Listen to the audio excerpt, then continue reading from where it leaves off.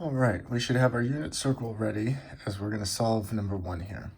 It says to find all solutions to each equation in radians. Now, if it didn't say in radians, we could tell if something's in radians or not, depending on if there's a little bubble here for degrees or not. If there's a bubble, that would be an answer in degrees, but if there's no bubble, then we are working in radians. So we need to find the angles, that's what x represents, is an angle, that would give a ratio of square root 2 over 2. Now we could draw the triangles and find it that way. Like I could actually, what I would suggest you should know is that this is a 45, 45, 90 with this situation. So you know the answer is going to be pi over 4 as one of the angles. 45 degrees is pi over 4, and it's positive because, and in quadrant 1 that would be positive.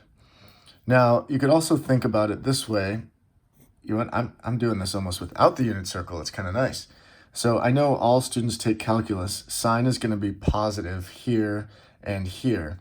So in this quadrant, we know it's going to be something pi over 4. And then this, what I would ask myself is this is almost 1 pi right here. So almost 1 pi. 1 pi would be 4 over 4. So almost would just be 1 less than 4, would be 3 pi over 4. So those are the two answers. Now, if you were to use the unit circle, you could find those answers by looking for sines is the y coordinates as we get to a rad 2 over 2 is what we're looking for. So the y coordinate here is pi over 4. That was the answer we got. And then the other one is over here is the y coordinate is rad 2 over 2 is 3 pi over 4. Now down over here, you'll see they are negatives, and so that's not an answer. And over here, it's negative, so that's not an answer. Now, this does say to find all solutions, which means technically to get this angle right here of pi over 4, I could just move to pi over 4, but I could also move an entire time around the circle, a 2 pi, plus another pi over 4.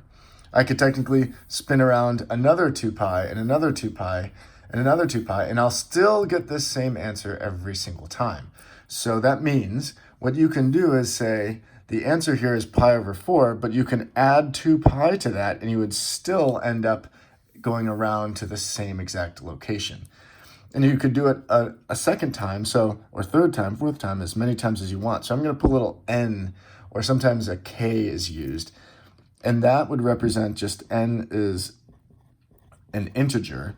So basically that integer is like 1, 2, 3, 4, 5, 6, any whole number, positive or negative, represents like, basically that's like how many times around the circle you're going.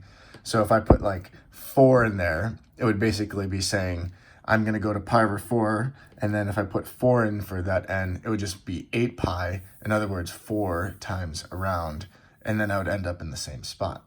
So when it says find all solutions, we need to put this plus 2 pi n, or sometimes people will use 2 pi k. It doesn't matter which one you use, and these are the answers.